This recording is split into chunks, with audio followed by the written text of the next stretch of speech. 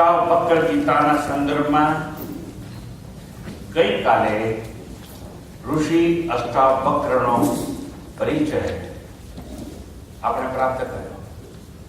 છતાં સાથે પ્રશ્ન રહે છે કે જો અષ્ટાવક્ર ગીતાની અંદર સંવાદ હોય બે વ્યક્તિ વચ્ચે, અષ્ટાવક્ર મુનિ અને રાજા જનક, તો રાજા જનક છે કોણ?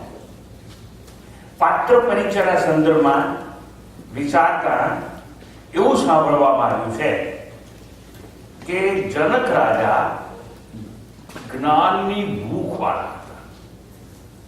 એટલી બધી જિજ્ઞાસા હતી આત્મજ્ઞાન પ્રાપ્ત કરવાની કે કોઈ પણ સ્થળે સત્સંગ હોય, જ્ઞાન સભાનું આયોજન હોય તો ત્યાં જઈ અને પોતે ઉપસ્થિત રહેતા. એ સમયમાં વૈદિક કાળમાં ઋષિ યજ્ઞવાલ્ક્ય બહુ મોટા મહાન વિદ્વાન, પ્રકાંડ વિદ્વાન કહેવાય. એ યજ્ઞવાલ્ક્ય જ્યાં જ્યાં સંભાષણ કે પ્રવચન કરે ત્યાં રાજા જનક હાજર રહેતા હતા. રાજા જનક એટલે ગઈકાલે વાત કરી હતી છતાં યાદ કરી, મિથિલા નગરીના અધિષ્ઠાતા જે કહેવાય, મિથિલા નગરીની સત્તા સંભાળનાર જે કહેવાય, એવા મહાન રાજવી અનાસક્ત તરીકે ખ્યાતનામ થયેલા આ રાજા જનક. અને એવા રાજા જનક રાજ્યાધ્યક્ષ હતા, ધર્મ પ્રેમી હતા.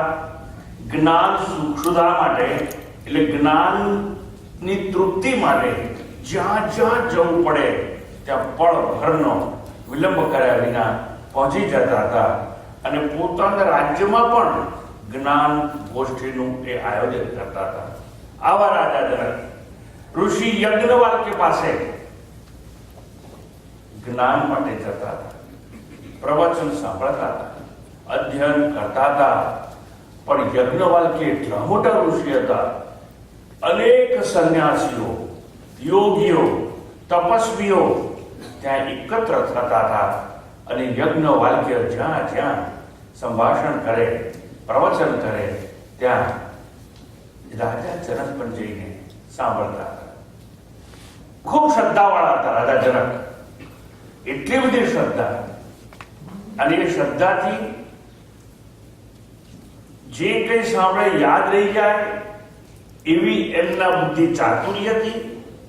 યજ્ઞવાલ્ક્ય બહુ પ્રસન્ન રહેતા હતા.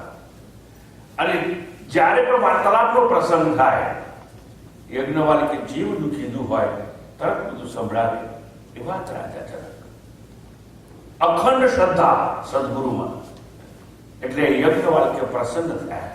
એટલું જ નહીં, પરંતુ આ રાજા જનક આમ સભા બેઠી હોય, 7 વાગ્યા એટલે એક્ઝેક્ટ હું 7:01 એન્ટર થયો, ભાઈની વાત પૂરી થઈ ગઈ 30-40 સેકન્ડમાં. 7 વાગે મેં શાંતિ પાઠ કર્યો, સમયસર શરૂ કર્યો. હું પાછળથી આવનાર માટે રોકાયો નથી, પરંતુ ઋષિ યજ્ઞવાલ્ક્ય બધા જ આવી ગયા હોય પણ જુએ જનકજી આવ્યા કે નહીં. અને જો રાજા જનક ન આવ્યા હોય તો થોડી વાર રાહ જોતા હતા. વિલંબ થતો તો પ્રવચન કરવામાં, શુભારંભ કરવામાં. એટલે જે બધા સંન્યાસીઓ હતા, યોગીઓ હતા, ત્યાગીઓ હતા, તપસ્વીઓ હતા, ભગવા કપડા પહેરેલા, એ લોકોને બહુ આશ્ચર્ય થયું કે અમે બધા તો સમયસર આવી ગયા છે અને ગુરુજી શરૂ કેમ નથી કરતા. અને અંદરંતર કઈ ઘૂસપૂસ વાત થવા માંડી કે આપણે બધા તો સંન્યાસીઓ, આપણી કિંમત શું છે? આ તો રાજા છે, મોટા મહેલમાં રહે છે.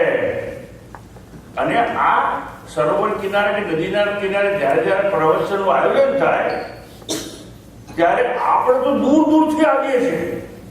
એમનું બેલ પોઈન્ટ છે મિથિલા નગરીમાં, બહુ નજીકથી આવવાનું હોય છે. નજીકથી આવવાનું હોય તો રાજા જનક મોડા, અને મોડા આવે છે એટલું જ નહીં, એ આવતા નથી ત્યાં સુધી યજ્ઞવાલ્ક્યજી પ્રવચનનો શુભારંભ કરતા નથી. આ કઈ ન્યાય જેવું લાગતું નથી. એવી અંદર ઘૂસપૂસ વાતો થવા લાગી અને એ લોકોમાં દ્વેષ ઉત્પન્ન થયો કે આપણે ત્યાગી કહેવાય.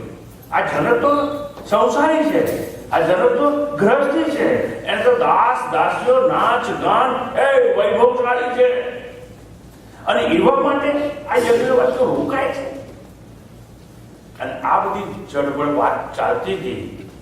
યજ્ઞવાલ્ક્યને ખબર પડી ગઈ કે આ શિષ્યો મારા બધા કેટલાય વર્ષોથી આ લોકોને ભણાવું છું, હજુ દ્વેષ એ લોકોમાંથી ગયો નથી. એટલે એકવાર એમને એમ થયું કે આપણા બધાની પરીક્ષા તો લેવી જ જોઈએ. એ લોકોને જે એવું લાગતું હોય કે આ પૈસાવાળા છે, રાજા છે, સત્તાનો સૂત્રો સંભાળે છે, નજીક રહે છે, ગ્રહસ્થી છે અને હું ગ્રહસ્થી માટે રોકું, આટલો મોટો ઋષિ હું કેમ રોકું છું તે લોકોને ખબર નથી પડતી. એટલે એકવાર સ્નાન બાન કરી અને સંન્યાસીઓ બેઠા છે. સંન્યાસીઓના હાથમાં દંડ હોય, કમંડળ હોય, પણ સ્નાન કરીને આવે ને એટલે લંગોટી, જેને શાસ્ત્રની ભાષામાં કૌપિન કહેવાય, એ નહીં કરીને આવે એટલે બીજી લંગોટી પર એક લંગોટી ભીની હોય એનું સુકાવા મૂક્યું હોય ઝાડ ઉપર, ઝાંખરા ઉપર, નદીના કિનારે. એક બાજુ દંડ મૂક્યો, કમંડળ મૂક્યું પોતાનું અને લંગોટી સુકાતી. એને બધા બેઠા પ્રવચન. જનકજી થોડા મોડા આવ્યા, પણ જનકજી આવી ગયા ને એટલે પ્રવચન તો શરૂ કર્યું, પણ એ પહેલાનું વાતાવરણ કરી ગયા યજ્ઞવાલ્ક્ય ઋષિ. અને એમને થયું કે આ બધાની પરીક્ષા તો લેવી જોઈએ આપણે. એટલે પોતાની યોગ વિદ્યાથી એમને યોગાગ્નિ પ્રકટ કર્યો. એટલે આગ લાગી છે એવું લાગે નહીં, આ લાગી ના હોય પણ એવું દેખાય, એને યોગાગ્નિ કહેવાય. અને બધું ભડ મળવા લાગે અને મહાસમર્થ ગુરુ હતો યજ્ઞવાલ્ક્ય.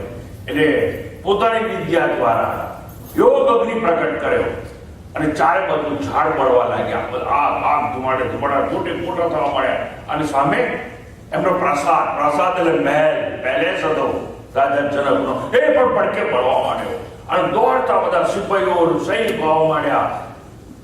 જનકજી આખા મહેલમાં આગ લાગી ગઈ છે અને ઉલવવાનો પ્રયત્ન કરીએ છીએ બધા, પણ લોકો નાશ ભાગ કરી રહ્યા છે, બૂમા બૂમ હો હા થઈ. એમાં આ જે બધા સંન્યાસીઓ, તપસ્વીઓ, યોગીઓ પ્રવચન સાંભળવા આવ્યા ને એ ઉભા થઈ ગયા. આગ લાગી છે, લંગોટી બળી ના જાય, કમંડળ સળગી ના જાય, મારો ડર છે એ કંઈક થઈ ના જાય ક્યાં. એટલે બધા ઉઠી અને દોડ કરી અને એ લોકો પણ આ બધું લેવા માટે દોડ્યા. એકલા જનકજી શાંત ચિત્તે ત્યાં બેસી રહ્યા.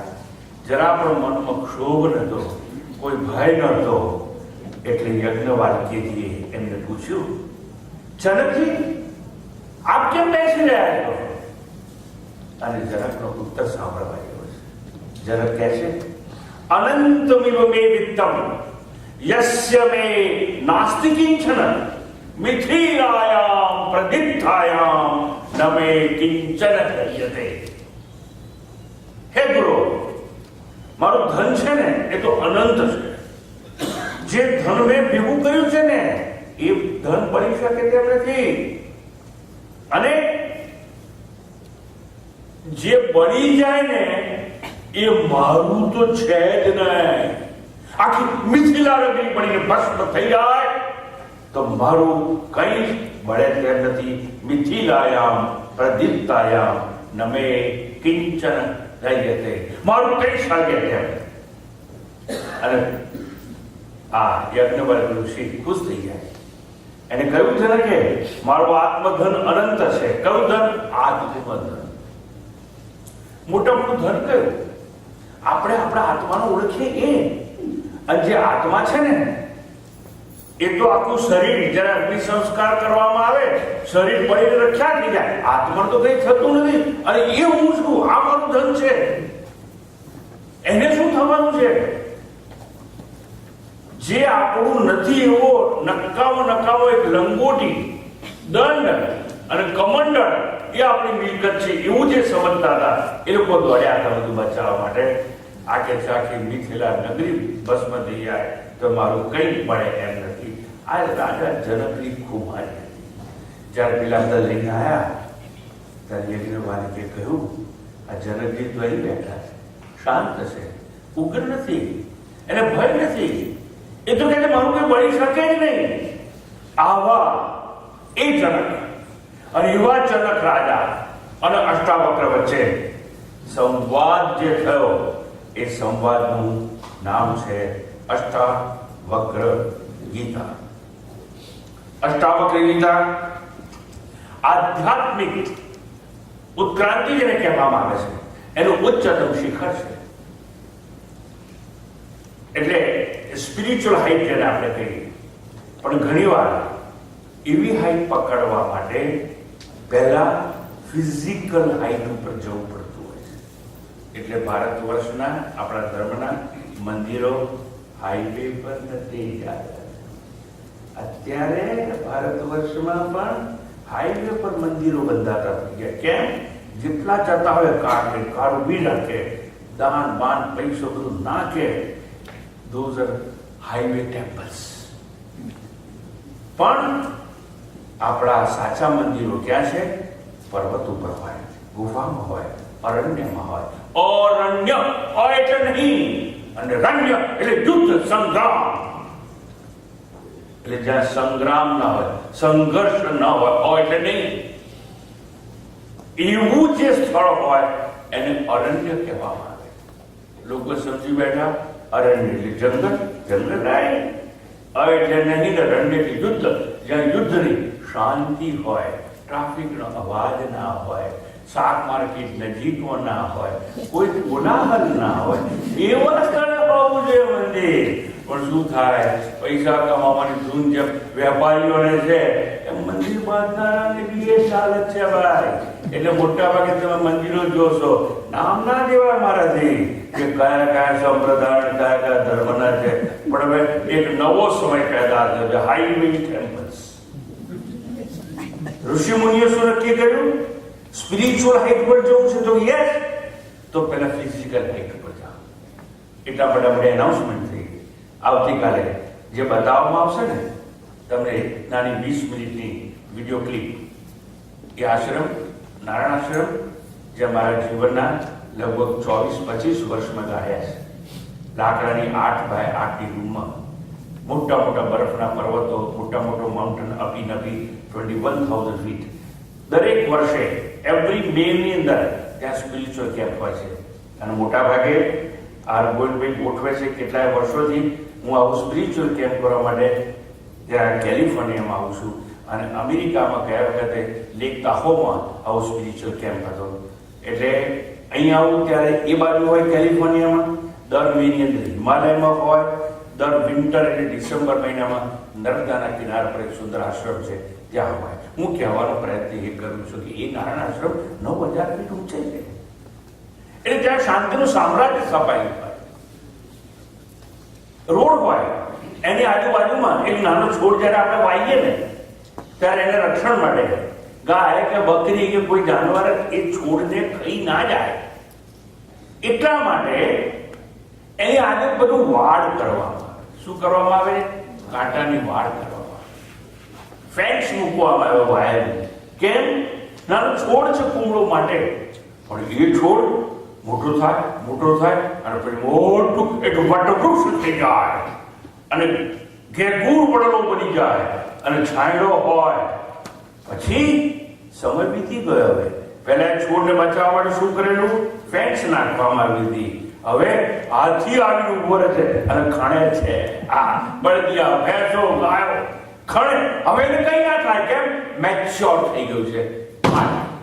In the same way spiritual height ઉપર જવું હોય એટલે ફિઝિકલ હાઈટ ઉપર જવું પડે. એનું દર્શન કાલે તમને કરાવવામાં આવશે. હું સમજાવવાનો પ્રયાસ કરું છું.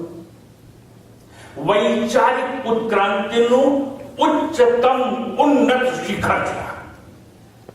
કોણ? આ ગ્રંથ, કયો ગ્રંથ?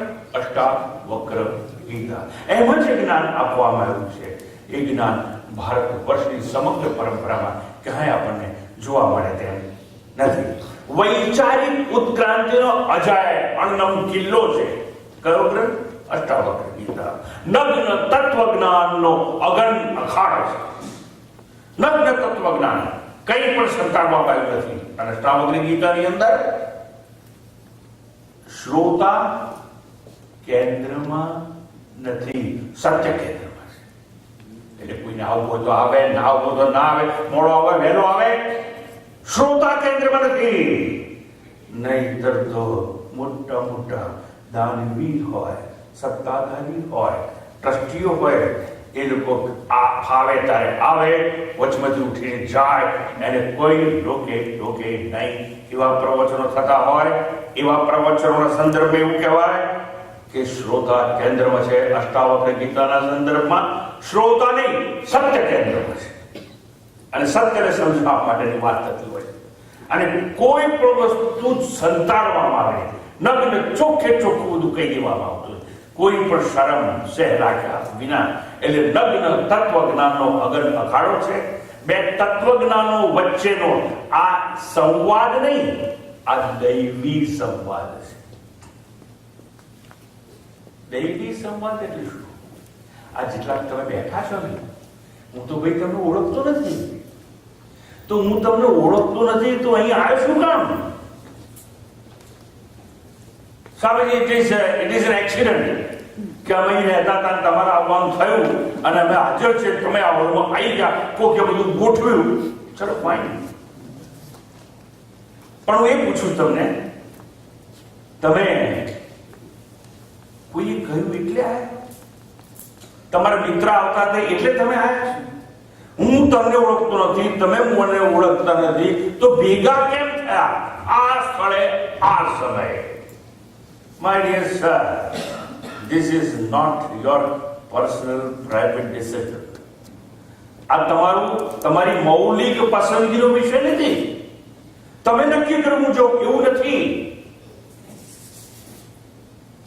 કોઈ અજ્ઞાત વસ્તુ છે જે તમને ફોર્સ કર્યા કરે છે, મોટિવેટ કર્યા કરે છે. ગો ક્યાં? ત્યાં ટેમ્પલમાં જા. તમે રહી શકો જ નહીં. You are meeting me at this place at this time. Why? This is an accident, but not only accident. This is divine accident. Why?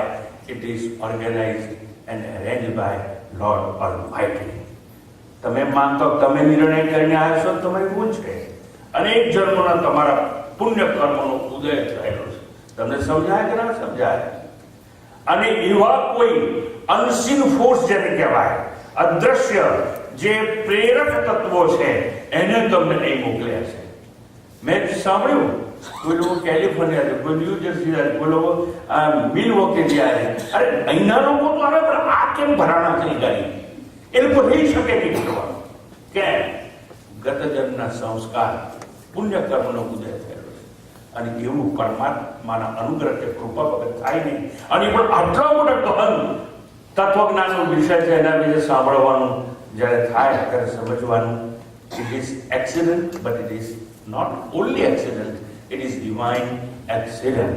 એટલે આ બે તત્વજ્ઞ વચ્ચેનો દૈવી એટલે ડિવાઇન એક્સિડન્ટ. એ પણ કેવું થયું? અષ્ટાવક્ર અને જનકનો ભેટો, પેલો રાજા અને કોઈ નગ્ન કરનારો પેલો ફકીર, એ બેનો ભેટો થઈ ગયો અને મહાન તત્વજ્ઞાનની ચર્ચા એ કરી. પણ આ સંવાદ યાદ રાખવાનું માત્ર અધિકારી માટે, only for few qualified people. Swami, અમારું ક્વોલિફિકેશન શું? એ શનિવાર હોય ને, રવિવાર હોય ને, ત્યારે આપણે હોલિડે મૂડમાં હોઈએ. કેટલી જગ્યા હોય આપણે જવાની, એ બધું બાદ રાખીને ધંધો કરતા હતા, એ પૈસા કમાવાના છોડીને આળસમાં સુવાનું, આળસ ત્યાગીને અહીં આવવાનો જે પ્રયત્ન તમે કર્યો, એ તમારું ક્વોલિફિકેશન. એટલું જ નહીં, ખબર હતી બધાને. અને અમે તો બહુ ગીતા, ભગવદ્ ગીતા સાંભળી, ભાગવત સાંભળેલું, એ કથાઓની વાત સાંભળી. આ તો તત્વજ્ઞાન છે. અમને નહીં સમજાય તો એવી શંકા ઊભી ન કરી અને તમે આવ્યા. એટલે કઈ કે છે આ તાત્પર્યમાં મારે એટલું સમજાવવું છે, આ સમય ફાળવીને આપ આવ્યા. ભારત દેશ હોત તું એવું કે સેલ ટેક્સ ચોરી કરતા આવડે છે, ઇન્કમ ટેક્સ ચોરી કરતા આવડે છે, બે ચોરી આવડતી હોય તો સમયની ચોરી કરતા શીખો તો કલ્યાણ અને ઉદ્ધાર. કારણ કે લોકોએ સાંભળ્યું છે અરે શનિવાર તો રહી ગયો, ચલો ઓડે દિવસ ના આવો તમે, પણ આ દિવસ તો તમારે આવું છે. હું આહે ઉભો ટાઈમ એ પેલો દરોડો પાડવા આવશે ઘરે એવું કહીશ તું ટાઈમ નથી. છોતરા કાઢી નાખશે, સીલ કરી નાખશે દુકાનો ધંધાને. હા હા, એટલે હું કહેવા શું આવું છું, સમયની ચોરી કરવી એ કળા છે. સમય તો ઘડી જ દેવો પડે. ઘણી વાર બહેનો આવી મને કે મારે એટલું બધું કામ હોય છે ને કે મને એ ભાઈ આખું ઘર ઉઠતું તો 5 વાગે ઉઠને, પણ છે ને હું આવું ભગવાનનું નામ લઉં, હું જોબ કરું ને એવું મારા એમ કે તમારા ભાઈને, મારો ભાઈ ક્યાંથી યાદ પડી કે તમારા ભાઈને પસંદ જ નથી. હું મારા લઈને ગયા કે મૂક મૂક. અને હું એમને કહું છું મને પ્રવચન જવા નથી, બહુ સાંભળ્યું અત્યારે બહુ વાત છે ભાઈ. અંદર લગ્ન હોય ને તો બધા જ ઉઠતા હોય, સવારે 5 વાગે ઉઠીએ, પણ પેલી કે ને કે કોઈ જોઈ જાય તો જુઓ બાથરૂમમાં ઘૂસી જાઓ, શાવર ચાલુ કરીને કોઈ જોતું નથી, ત્યાં ભગવાનનું નામ લો કોણ તમને રોકે છે. પણ લગ્ન હોવી જોઈએ. ટૂંકમાં અધિકાર કેવી રીતે પ્રાપ્ત કરો તે. હવે આ તત્વજ્ઞાનના સંદર્ભમાં અધિકાર કોનો હોય, કેવી રીતે પ્રાપ્ત થાય, 4 પુરુષાર્થ આપણે ત્યાં કહ્યા છે: ધર્મ, અર્થ, કામ અને મોક્ષ.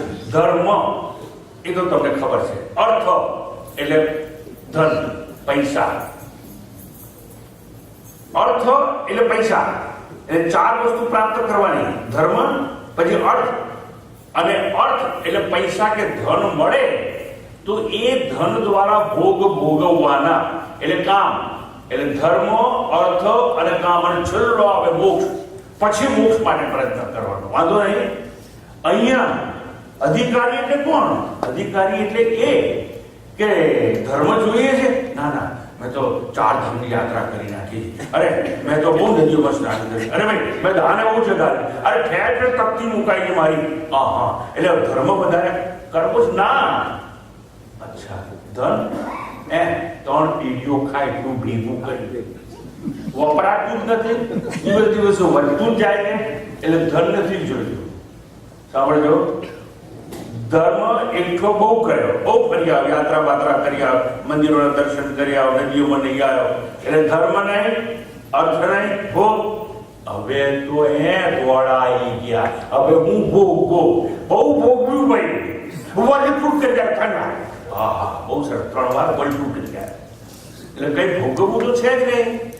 એટલે જેનું મન ધર્મ, અર્થ અને કામમાંથી ઉપરામ થઈ ગયું હોય, ઉપરામ એટલે સેચ્યુરેશન પોઈન્ટ આવી ગયું હોય, 10 પારનું હળદર. ધન નથી કમાવું, ધર્મ નથી જોઈતો, બહુ ભોગવ્યું. હવે તો શાંત ચિત્તે કંઈક આપણું પોતાનું કલ્યાણ કરીએ એવું જે કોઈ હોય, એટલે ધર્મ, અર્થ અને કામને ફગાવી અને માત્ર મોક્ષ માટે જે પ્રસ્થાન કરવા માંગતો હોય એ આ ગ્રંથનું શ્રવણ કરવાનો અધિકારી ગણવામાં આવે છે. એટલે ધર્મ, અર્થ અને કામમાં ઉપરાંત થયેલા માટે અષ્ટાવક્ર ગીતા છે. ચિંતન મનનને ભરેલા, એટલે those who want to lead contemplative life, એવો જે વિચારવાળો હોય એના માટે અષ્ટાવક્ર ગીતાનું શ્રવણ છે. જનક જેવી અનાસક્તિ, જનક પિતા જેવી અનાસક્તિને આખી મિથિલા નગરી પડીને ભસ્મ થાય તો મારું કંઈ ભસ્મ થાય નથી, એવી જેની વિચારણા હોય એના માટે આ અષ્ટાવક્ર ગીતાનો ઉપદેશ આપવામાં આવે છે. ટૂંકમાં આ અષ્ટાવક્ર ગીતા માટે ક્વોલિફાઈડ એટલે અધિકારી છે કોણ એની વાત આપણે કરતા હતા. અને હવે મુખ્ય વિષય પર આજે તે પહેલા એક વસ્તુ જાણી લઈએ. અષ્ટાવક્ર ગીતા મહાભારતમાંથી આવી, તો વસ્તુ સાચી. પણ ખરેખર આ ફિલોસોફીમાં, આ તત્વજ્ઞાનમાં છે શું? વર્તન શૂન્ય. આ અષ્ટાવક્ર ગીતામાં આમ કરો, આમ કરો, આમ કરો, ડૂઝ એન્ડ ડોન્ટ્સ એવી વાત કરવામાં આવશે નહીં. મંગળવાર કરો, ઉપવાસ કરો, નકોડો ઉપવાસ કરો, એક પગે ઉભા રહો, મોઢા માથે શીર્ષાસન કરો, આમ કરો, આમ કરો, એવું કઈ કહેવામાં નહીં આવે. એટલે અષ્ટાવક્ર ગીતા વર્તન શૂન્ય, નર્તન જ્યાં થઈ રહ્યું છે એનું નામ છે અષ્ટાવક્ર ગીતા. વાણી શૂન્ય, અજપાજપ, અજપાજપ, કશું બોલ્યા વિના, વાણીનો ઉચ્ચાર કર્યા વિના, શ્વાસે શ્વાસે જપ ચાલતો હોય એવી જે પ્રક્રિયા હોય, જ્યાં કોઈ કર્મનું નામો નિશાન હોય નહીં, વાણી શૂન્ય, અજપાજપ ચાલતો હોય એનું નામ છે અષ્ટાવક્ર ગીતા. ક્રિયા મુક્ત, જ્યાં ધ્યાન થાય છે, ધ્યાનમાં કોઈ ક્રિયા કરવાની નથી અને છતાં આપણે પરમાત્મા સાથે એકાગ્ર કે લીન થઈ શકે એવી પ્રક્રિયા હોય એનું નામ છે અષ્ટાવક્ર ગીતા. સમાધિનો વૈભવ જ્યાં ભસ્મ થઈ જાય એનું નામ છે અષ્ટાવક્ર ગીતા. કર્તાની કબર ઉપરથી વક્તવ્ય આપવામાં આવે એનું નામ છે અષ્ટાવક્ર ગીતા. અને આવી ગીતા એટલે શું? આ ગીતા સ્વર વિનાનું સંગીત છે અને શબ્દ વિનાનું આ ગીત છે. વંશ અગે અષ્ટાવક્ર ગીતા એ સ્વર વિનાનું સંગીત છે અને શબ્દ વિનાનું ગીત છે. અને આ અષ્ટાવક્ર ગીતામાં મેં કહ્યું તેમ શ્રોતા કેન્દ્રમાં નથી, સત્ય કેન્દ્રમાં છે. આ અષ્ટાવક્ર ગીતાનું બીજું નામ અષ્ટાવક્ર સંહિતા પણ કહેવામાં આવે છે. અષ્ટાવક્ર ગીતા ઉપનિષદોના ગાંભીર્ય અને સંદિગ્ધતાથી મુક્ત છે. એટલે બહુ એમ્બિગ્યુઅસ હોય એવું આમાં કઈ નથી. સીધું સરળ, આમ ગળે ઉતરી જાય. એટલે કેવું ચાવું ના આપણે, એટલે કેવું આમ લહ લહ ઘી નાખીને શીરો બનાવ્યો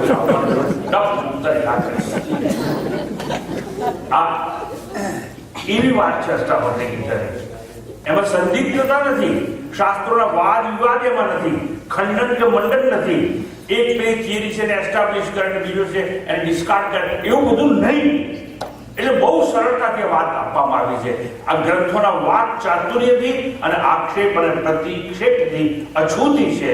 એનું નામ છે અષ્ટાવક્ર ગીતા. અષ્ટાવક્ર ગીતામાં અંધભ્રાંત માન્યતાઓને કોઈ સ્થાન આપવામાં આવ્યું નથી. એટલે ભ્રાંતિ અને ભ્રમણાના સગપણ, ગળપણ અને વળગણથી મુક્ત છે. અસંગ છે, નિસંગ છે, અરંગ, અસ્પૃશ્ય અને અસ્પર્શ છે. એનું નામ છે અષ્ટાવક્ર ગીતા. અને એ અષ્ટાવક્ર ગીતા એટલે રાજા જનક અને અષ્ટાવક્ર મુનિ વચ્ચેનો સંવાદ. આ પાર્શ્વભૂમિકા એટલે જેને કહેવાય બેકગ્રાઉન્ડ, એ આપ્યા બાદ આપણે મુખ્ય વિષય પર આવીએ. પણ સમજી, આટલો બધો સમય તમે કેમ બગાડ્યો? ગઈકાલે વાત કરી, આજે વાત કરી, પહેલેથી ગઈકાલથી શરૂ કરી દેવું એમ શરૂ થાય નહીં. પાર્શ્વભૂમિકા એટલે background and figure. Background and figure, figure and background બહુ મોટો વિષય છે. હું સ્પર્શ કરતો નથી, થોડો ખ્યાલ આપી દઉં. તમે સ્કૂલ કે કોલેજમાં જતા હશો ત્યારે શિક્ષકોને ભણાવવા માટે ટીચર ઉભા હોય. પાછળ શું હોય છે? બ્લેકબોર્ડ. પાછળ શું હોય છે? હવે જો આપણે મિત્રો થઈ ગયા બોલવાનું. પાછળ શું હોય છે? અને બ્લેકબોર્ડ ઉપર જે ચોકથી લખાય છે, ચોકનો રંગ કેવો હોય? બ્લેક. હા, બ્લેક ના હોય. જો બ્લેકબોર્ડ ઉપર બ્લેક ચોકથી લખવામાં લખાય નહીં. સમજાય છે?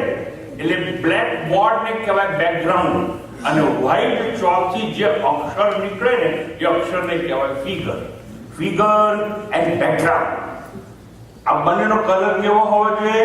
ક્રોમેટિક, એક્રોમેટિક. સાયન્સની ભાષામાં વાત કરીએ તો એટલે એવો કે વિરુદ્ધ હોય તો સારામાં સારી ફિગર ઉપસી આવે. કેવી ફિગર ઉપસી આવે? સારામાં સારી. હું બોલું છું સંભળાય? હું બોલું છું સંભળાય છે? Why? Because background is peace and quiet. આજ પ્રવૃત્તિ હું શાક માર્કેટમાં કરતો પછી પૂછું સંભળાય છે તો તમે શું કહેશો? પ્લીઝ લાવવી. એવું કહો. કેમ? શોર બકોર હોય એટલે બેકગ્રાઉન્ડ ઘોંઘાટ હોય. સમજાય ને? એટલે ફિગર એન્ડ બેકગ્રાઉન્ડ. જો તે અષ્ટાવક્ર કોણ છે નો પરિચય ના આપ્યો, જનક કોણ છે નો પરિચય ના આપ્યો હોય, એ લોકોના વ્યક્તિત્વ જીવન થોડી વાત ના કરી હોય, તો આગળ જે વાત ચાલશે ને એ સાંભળવામાં રસ ઉત્પન્ન ન થાય, જેને અભિરુચિ કહેવામાં આવે છે. Attitude and aptitude. જે શ્રોતા છે એને જાણવી પડે, વક્તાની પણ જાણવી પડે, અને તત્પશ્ચાત જો કંઈ કહેવામાં આવે તો આખી વાત બહુ સરળતાથી સમજાય અને પકડાય. એટલા માટે આવી વાત કરી. Last example. Space is stand steel. આકાર સ્ટેન્ડ સ્ટીલ છે, and therefore we can perceive motion and movement of an aeroplane. જે ઝડપથી વિમાન દોડતું હોય કે ઉડતું હોય, એટલી ઝડપથી આકાશ પર જતું હોય તો ઝડપનો અંદાજ આવે નહીં, મુવમેન્ટ આપણે પારખી શકીએ નહીં. એટલે સ્પેસને કેવું રાખવામાં આવે છે? Steady, stand steel. There is background. અને મારો આત્મા છે એ સ્ટેન્ડ સ્ટીલ છે, મોશનલેસ. અને શરીર છે એમાં બાળક, યુવાન, મધ્યાવસ્થા, વૃદ્ધાવસ્થા. અને કોણ? હે, ફેરફાર શેમાં થાય છે? મુવમેન્ટ શેમાં થાય છે? શરીરમાં. આટલા વર્ષ થયા, આટલા વર્ષ થયા, આટલા વર્ષ થયા. ઓહો, શરીરમાં વૃદ્ધિ, વિકાસ છે. વર્ટિકલ ગ્રોથ, હોરિઝોન્ટલ ગ્રોથ મારી જેમ. હા હા, એ બધું શેમાં છે? શરીરમાં છે. આત્મા કેવો છે? Stand steel. That is background. આખી પાર્શ્વભૂમિકા બાદ અષ્ટાવક્ર ગીતાનો શુભારંભ કરવા માટે અષ્ટાવક્ર ગીતા પ્રકરણ 1 મંત્ર 1 ઉપર આપણે પ્રસ્થાન.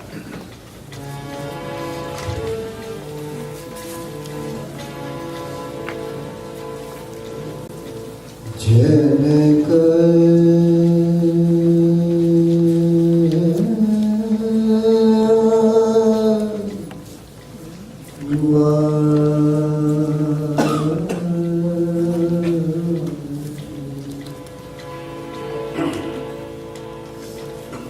કથમ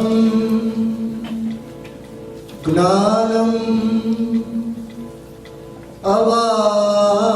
અવાપ્નોતિ કથમ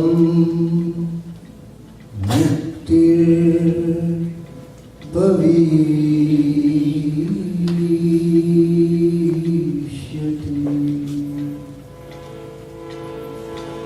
કથમ જ્ઞાનમ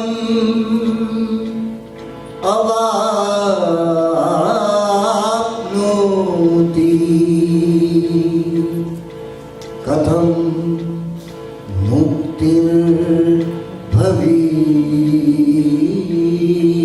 મુક્તિર્ભવિષ્યતિ વૈરાગ્યમ ચ કથમ પ્રાપ્તમ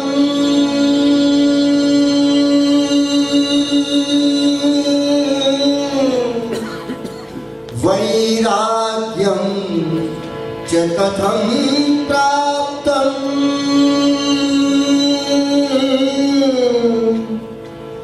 એતદ બ્રૂહિ મમ પ્રભુ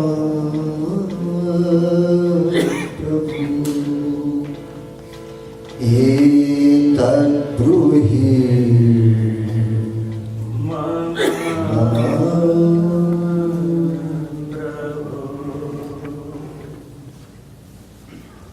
જનકવાચ.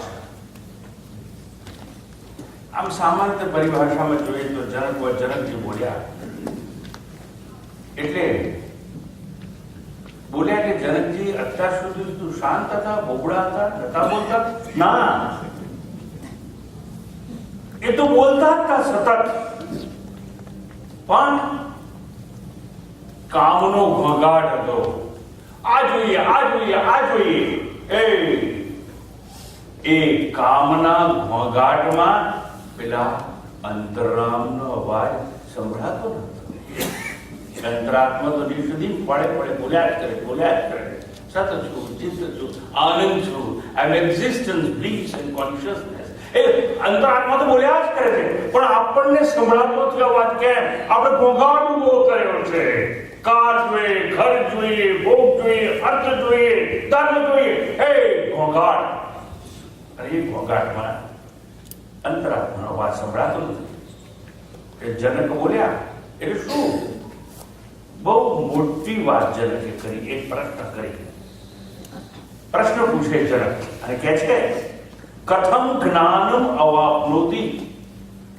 કથમ એટલે કેવી રીતે, જ્ઞાનમ એટલે જ્ઞાન, મને જ્ઞાન કેવી રીતે પ્રાપ્ત થાય? કથમ જ્ઞાનમ અવાપ્નોતિ, મને જ્ઞાન મળે કેવી રીતે?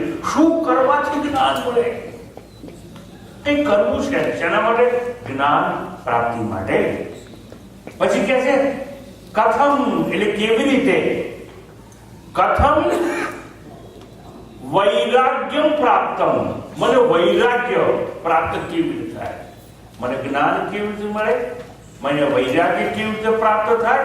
એટલે કથમ વૈરાગ્યમ પ્રાપ્તમ ચ કથમ મુક્તિ ભવિષ્યતિ, અને મને મોક્ષ, મુક્તિ, લિબરેશન, સેલ્ફ રિયલાઇઝેશન, ડેલિવરન્સ આ મળે કેવી રીતે મને?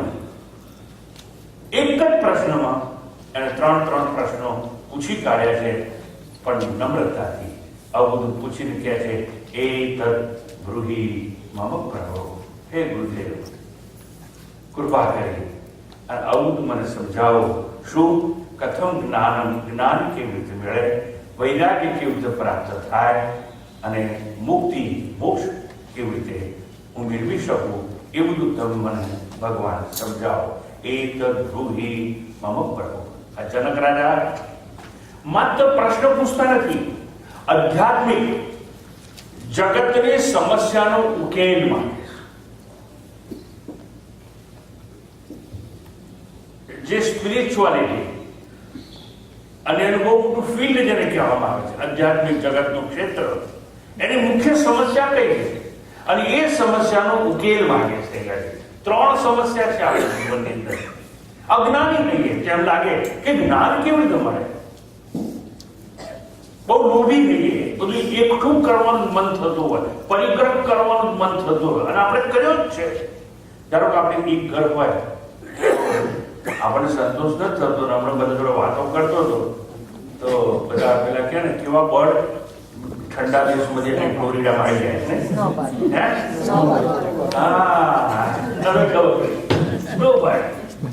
તો એનું તો ઘર ત્યાં છે, પણ ત્યાં બહુ ઠંડી પડે એટલે મારે બેટા ફ્લોરિડામાં ઘર રાખો, કાં તો ભાડે રાખે કાં તો પોતાનું ઘર વધે. એટલે એકમાં એટલે ભાઈ એક થોડું બીજું રાખો ને કામ આવશે.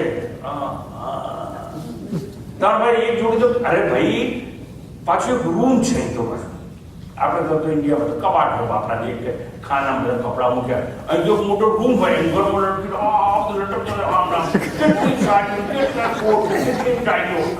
અને પેલો રૂમ છે શું કે બંધ રૂમ હોય, એ તમને જ ખબર, મને તો ખબર ના. અમારું ખુલ્લા પડતું લટકતું હતું, એવડો મોટો રૂમ રાખવો પડે. એટલે કેમ સંગ્રહ કરવાની ટેવ પડી ગઈ? કેમ એવું? તો કે બાપુ તમે સફેદ ખમીસ ને કાળું પેન્ટ કરીને ગયા હતા ને, તો આજે એનું ના પહેરશું, તો આજે શું પહેર્યું? તો કે આજે ગઈકાલ તમે સફેદ ખમીસ પહેર્યું હતું કા, તો આજે કાળું ખમીસ પહેરું, સફેદ પાટલું પહેરો.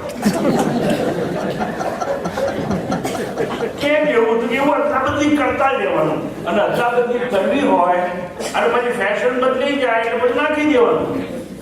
પણ કેમ આવું? બસ સંગ્રહ કરવાની ટેવ પડી ગઈ.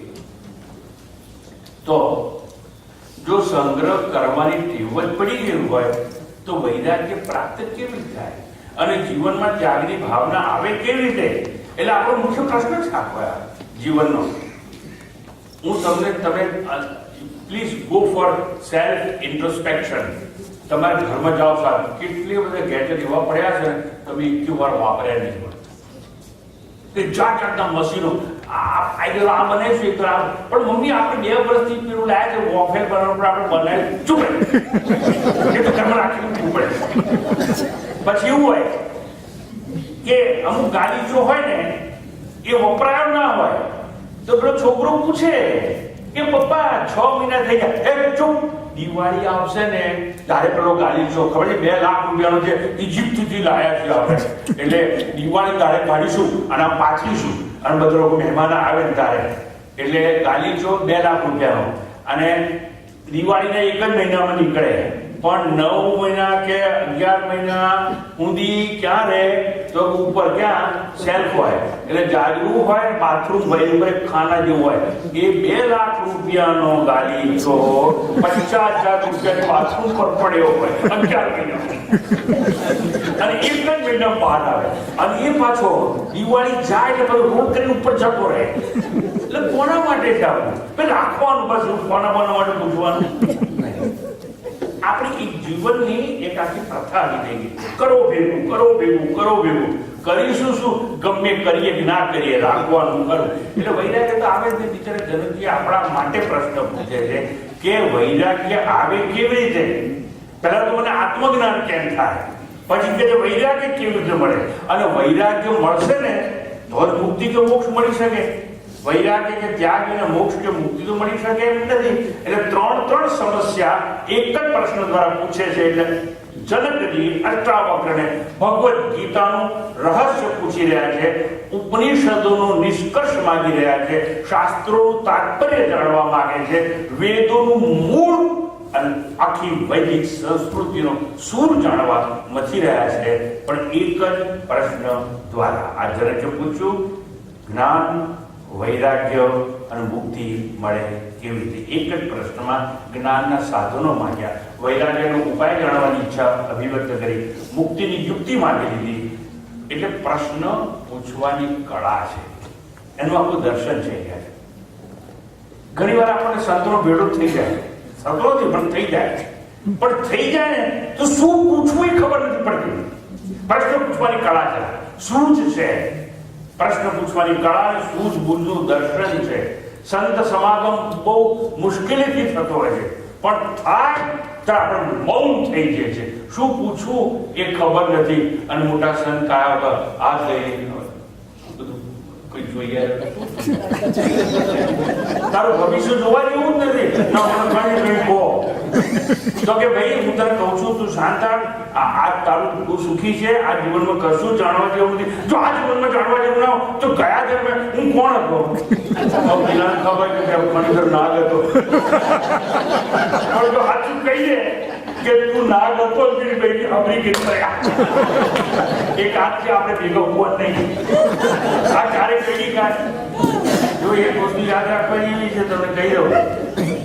વીંછી હોય ને એ પૂંછડીથી ડંખ મારે. એ વીંછીનું ઝેર પૂંછડીમાં હોય, અને મધુમાખી એટલે હનીબી હોય ને એનું મોંમાં હોય. ખબર છે કે નહીં?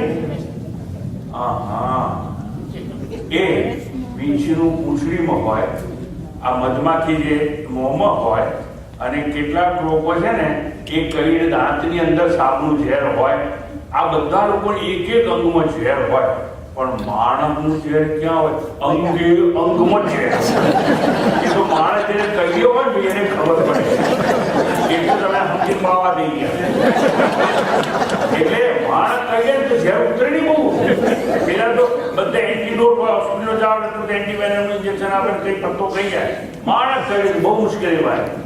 એટલે એક વસ્તુ સમજવાનો પ્રયત્ન કરવાનો કે સંત મળે તો ખરો, ભેટો તો થઈ જાય, પણ શું પ્રશ્ન પૂછવો ને એ ખબર ના હોય. એટલે પેલા લોકો કહે જો મને કોઈ રોગ લાગુ નથી, કેમ સવારે જતો જીમમાં જતો આમ ચકતો નામ કરતો કઈ હું કહું છું સવારે કે મને ખબર જોયું આહા એટલા બધા લોકો મંડી જ પડ્યા. હવે જુઓ, જ્યારે બધા કોઈ એમ કે મને કોઈ રોગ નથી, પણ એક વસ્તુ યાદ રાખવાની, આપણે બધા રોગી છીએ. કયો રોગ લાગુ પડ્યો છે? શાસ્ત્રો સમજો તો ખબર પડે. સંસાર રોગ નાશાય પથ્યમ સાધુ સમાગમ. આપણે સંસારની અંદર કેરી બન્યા છે, અને મોટા મોટો રોગ આ છે. એ સંસારમાંથી છૂટવું કેમ? એનો ઉપાય એક જ છે, સંત સમાગમ. સંતોનો સમાગમ થાય તો રસ્તો કોઈ બતાવે કે સંસાર કેવી રીતે તરી શકાય તે. એક વસ્તુ યાદ રાખવાની, કોઈ દેવતા હોય, દેવી હોય, આપણે 33 કરોડ દેવી દેવતાની વાતો. આટલા બધા દેવતા કે દેવી તમે જેના ઉપાસક હોય ઉપાસના કરતા કરતા પ્રસન્ન થઈ જાય તો શું મળે તમને? તમે જે ઈચ્છા કરી હોય એ કદાચ આશીર્વાદ આપે અને એ મળી જાય. દેવી દેવતા પ્રસન્ન થાય તો જે અપેક્ષા ઈચ્છા કે વાસના હોય એ વસ્તુ મળી શકે. પણ સંત જો પ્રસન્ન થઈ જાય તો તમામ વાસનાઓને બાળી અને ભસ્મ કરી નાખે અને તમે જન્મ અને મૃત્યુના ચક્રમાંથી મુક્ત થાય. સંતની જો કૃપા થાય તો. પણ દેવી દેવતાની જો કૃપા થાય તો તમે જે ઈચ્છા કરી હોય એ કદાચ ફળીભૂત થાય. પણ કઈ મને એક વાત યાદ આવે કે ગણપતિનો ભક્ત હતો. પછી ગણપતિની બહુ પૂજા કરી અને પછી ગણપતિ પ્રસન્ન થઈ ગયા. તો કે શું જોયું માં? તો ગણપતિ મારી એક જ ઈચ્છા છે, મારે એક કાર લેવી છે, પણ તે મને એક કાર આપી દો. એટલે ગણપતિ કહે છે ટપોર મારી પાસે કાર હોત તો ઉંદેડા પર હું કામ એવું ગણપતિનો વાર શું છે? મારી પાસે કાર હોય તો ઉંદર પર ફરું નહીં નું. એક વસ્તુ સમજવાની મારે કેવું શું છે તમને, સંત જો કૃપા કરે તો વાસનાઓને બાળીને ભસ્મ થઈ જાય. અને વાસનાઓ એ શું છે ખબર છે? આપણા પુનર્જન્મનું નિમંત્રણ છે. આપણી ડિસસેટિસ્ફાઈડ ડિઝાયર, જે વાસનાઓ તૃપ્ત નથી થઈ એની તૃપ્તિ માટે આપણે બીજો જન્મ લેતા હોઈએ છીએ. સંતની કૃપા થાય, અનુગ્રહ થાય તો વાસનાઓ બળીને ભસ્મ થઈ જાય. જ્ઞાનાગ્નિ સર્વ કર્માણી ભસ્મસાત કુરુતે તથા એવો ઉપદેશ આપે કોઈ જ્ઞાની છે સંત તમને, અને તમારી વાસનાઓને ભસ્મ કરે, તમારા કર્મોને ભસ્મ કરે અને જન્મ અને મૃત્યુના ચક્રમાંથી તમને છોડાવી શકે. મારે એટલું તમને સમજાવવું છે કે આ જન્મ શું કહે છે? કથમ જ્ઞાનમ અવાપ્નોતિ. પ્રશ્ન પૂછ્યા વગર જિજ્ઞાસાની તૃપ્તિ થાય નહીં. તમારે કંઈ પણ જાણવું હોય તો કેવી રીતે પૂછવું પડે. આપણે તો સારી કહેવત છે કે પૂછતા નર સદા પંડિત. તો પૂછો, દરેક વસ્તુમાં નાનામાં નાની વસ્તુમાં પ્રશ્ન તો પૂછવો જ પડે. સાયકલ ચલાવતા ના આવડતું હોય કોનું પૂછવું પડે શું કરવાનું? પેડલ આમ મારવાનું તો પેલા સ્ટીરિંગ પકડવાનું. પછી શું કરવાનું? નવા શીખતા એક માણસ પાસે ધક્કો મારતો પછી આપણે સીટ પર બેહાડે પછી કે ટાઈટ પકડ, હવે પેડલ મારતા હોય હા જોડે બરોબર આમને જોડે કરતો હોય એટલે ભાઈ આમ બળવાનું આવે તો ટાઈટ પકડ્યું એટલે રસ્તો તો આમ પકડી જ રાખે અને તો ધક્કો જ મારતે. પણ પ્રશ્ન પૂછ્યા વગર ખબર પડે જ નહીં. નાનું એક સોઈંગ મશીન લઈ આવે, ગાત બટન ઓટોમેટિક થતા હોય, એવા સિંગલ ને બિગલ ઉષા કેટલા મશીનો હવે લેટેસ્ટ નીકળ્યા. પણ તમને આવડે નહીં તો શું કરવું પડે? પ્રશ્ન પૂછવો પડે. જે જાણતું ભાઈ હવે આનું કેમ કરવાનું તો તું ભણેલો છે ને? તો હા, તો લિટરેચર છે વાંચ ને. ભાઈ મેં વાંચ્યું પણ નથી સમજાતું. એટલે હું શું કહેવા માંગુ છું, કોઈ પણ વસ્તુનું સામાન્ય જીવનમાં પણ જો સમજાય નહીં, શંકા જાગે તો પ્રશ્ન પૂછવો પડતો હોય છે. શંકા જાગે તો સમાધાન થવું જોઈએ. અને જ્યાં સુધી પ્રશ્ન ના પૂછે ત્યાં સુધી કદાપી સમાધાન થાય નહીં. જ્ઞાન પ્રાપ્તિનો મોટો રસ્તો એક છે. ભગવદ્ ગીતામાં એનું સુંદર વર્ણન છે અને કૃષ્ણ પરમાત્મા અર્જુનને પણ આ વસ્તુ સમજાવે છે. તત્વિદ્ધિ પ્રણિપાતેન પરિપ્રશ્નેન સેવયા ઉપદેક્ષંતિ તે જ્ઞાનમ જ્ઞાનિનઃ તત્વદર્શિનઃ. એટલે કહે છે જ્ઞાન માટે ગુરુને પ્રણામ કર, પ્રણામ એટલે પ્રણિપાત કર અને સીધું પગે લાગી તરત પૂછવા નહીં માંડવાનું. ગુરુ પ્રસન્ન હોય, આચાર્ય પ્રસન્ન હોય ત્યારે પણ એ પ્રસન્ન થાય કઈ રીતે? સેવા કરવાની. એટલે આપણી પરંપરામાં સંતોની સેવાનું મહત્વ છે. તદ્વિધિ પ્રણિપાતે. ભાઈ હું તો કેટલા લોકો બહુ પગે પડે, અરે એમ શરીર ઝુકાઈ પગે નહીં પડવાનું, અહંકાર ઝુકાઈ દેવાનો. અહંકાર ક્યારે ઝૂકે?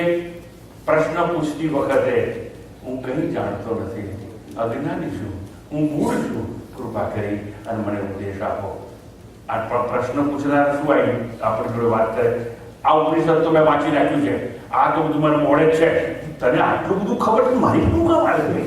પણ લોકો પાછું પોતાનું પ્રદર્શન કરે, આપણું કાંઈ પ્રશ્ન એને પૂછવો છે, પણ પોતે અજ્ઞાની છે એવું જાહેર જ કરે, હું તો આટલું બધું જાણું છું.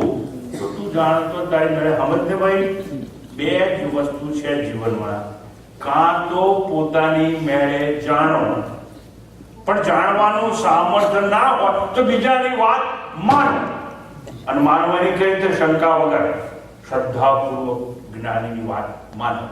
ત્રીજો કોઈ રસ્તો જગતમાં છે નહીં જ્ઞાન પ્રાપ્તિ માટે. એટલે એવું કહેવાય, એક તત્વને જાણવા માટે પ્રણિપાત કરો, પછી સેવા કરી અને સામી વ્યક્તિને પ્રસન્ન કરવાના. અને જ્યારે પ્રસન્ન થાય ત્યારે પરિપ્રશ્ને નમ્રતાપૂર્વક પ્રશ્ન પૂછવો જોઈએ. અને જો નમ્રતાપૂર્વક તમે પ્રશ્ન પૂછો તો જ્ઞાન થાય, ઉત્તર મળે, શંકાનું સમાધાન થાય, સંદેહની નિવૃત્તિ થાય, એમાં કોઈ શંકા હોતી નથી. આ જનક સત્તાના સૂત્રો સંભાળતો પૂરો રાજા છે, અને છતાં નમ્રતાપૂર્વક અષ્ટાવક્રજી પાસે જઈ અને આ પ્રશ્ન પૂછ્યા બધાને ત્રણ. એટલે હું કહેવાનો તાત્પર્ય સમજાવવા માંગુ છું, ગમે એવો મોટો માણસ હોય પણ એને નમ્રતાપૂર્વક જવું જોઈએ, જઈ અને સેવા કરવી જોઈએ, સેવા કરી અને પછી પ્રશ્ન પૂછવો જોઈએ. એ સમય નીકળી ગયો. હેલો સ્વામીજી, મારે એક પ્રશ્ન છે. એટલે ટેલિફોન પર જવાબ આપો. આજ સમય બદલાઈ ગયો, હવે સેવાની વાત તો ખલાસ. એટલે એમને ટેલિફોન પર નહીં પૂછવાનું, એના શરણમાં જવાનું, એના ચરણમાં જવાનું, નમ્રતાપૂર્વક સેવા કરી ગુરુને પ્રસન્ન કરવા પડે. અને એ કામ આ જનકજી કરી રહ્યા છે, આપણને સમજાવે છે. એને કહ્યું કે મને તમે હે ભગવાન આ બધું સમજાવો, જ્ઞાન વિશે, વૈરાગ્ય વિશે અને મોક્ષ કે મુક્તિ વિશે. એટલે શ્રદ્ધાપૂર્ણ છે, નમ્રતા સભર છે જનક, અને પછી પ્રશ્ન કરવાનો અધિકાર છે. જો આધુનિક સમયની વાત કરીએ, થોડા સમય પહેલા શિવાજી મહારાજા થઈ ગયા, પણ શિવાજી આટલા મોટા રાજા હતા, અને છતાં એના ગુરુ હતા સમર્થ રામદાસ સ્વામી. અને રામદાસ સ્વામીને પૂછ્યા વગર એ કોઈ પણ રાજ્યની વહીવટની વસ્તુ કરતો નતો. અને રામદાસ સ્વામી સંન્યાસી હતા, એટલે શિવાજી પોતાનો ધ્વજ છે એને ભગવો રંગ રાખેલો હતો. કેમ? ગુરુ ભગવા કપડા પહેરતા હતા માટે. એટલે આવી રીતે નમ્રતાપૂર્વક જવાનું, જ્ઞાન માટે નમ્રતાપૂર્વક શિષ્યત્વનો સ્વીકાર કરવાનો, અજ્ઞાનની કબૂલાત કરવાની. અને એક વસ્તુ જીવનમાં યાદ રાખવાની, જે અજ્ઞાનની કબૂલાત કરે છે એ કોઈ દિવસ વકીલાત કરતો નથી, એટલે આર્ગ્યુમેન્ટ કરતો નથી, સ્વીકારે. પણ જે કબૂલાત ના કરે એ વકીલાત કરે, અને વકીલાત કરે એને કોઈ દિવસ જ્ઞાન થાય નહીં. માટે અર્જુને સુંદર દાખલો આપ્યો. કૃષ્ણ પરમાત્માને કીધું, કૃષ્ણ પરમાત્માએ ગીતાની શરૂઆત કરી પણ જ્ઞાનની કોઈ વાત કરી નથી. પણ જ્યારે અર્જુનના મુખમાંથી શબ્દો સરી પડ્યા, શિષ્યસ્તેહમ શાદિમામ ત્વામ પ્રપન્નમ, હે કૃષ્ણ પરમાત્મા, હું આપનો શિષ્ય જ છું. શાદિમામ એટલે મને ઉપદેશ કરો, ત્વામ પ્રપન્નમ હું આપને શરણે આવેલો છું. ધર્મ સમૂળ ચેતરા, હે કૃષ્ણ હું મૂળ છું, અજ્ઞાની છું, ધર્મની બાબતમાં કંઈ સમજતો નથી, અને માટે તમને પ્રશ્ન પૂછું છું. ધર્મ સમૂળ ચેતા પૃચ્છામિ ત્વામ, એવો હું તમને પ્રશ્ન કરી રહ્યો છું. આવી જ્યારે વાત કરીને ત્યારે કૃષ્ણ પરમાત્માએ અશોચાનંદ શોચસ્તમ કરી અને ભગવદ્ ગીતાના તત્વજ્ઞાન છે એ અર્જુનને સમજાવવાનો પ્રયાસ કરેલ હતો. આવી વાત આવે છે. ગુરુને શરણે જઈ અને જ્ઞાન પ્રાપ્તિ માટે ઉપનિષદોના આ બધા રહસ્યો છે. ઉપનિષદોમાં કહ્યું, તદ્વિજ્ઞાનાર્થમ સગુરુમેવાભિગચ્છે સમિત પાણી શ્રોત્રિયમ બ્રહ્મનિષ્ઠમ. આત્મજ્ઞાન પ્રાપ્ત કરવું હોય તો સદગુરુના શરણે જાઓ.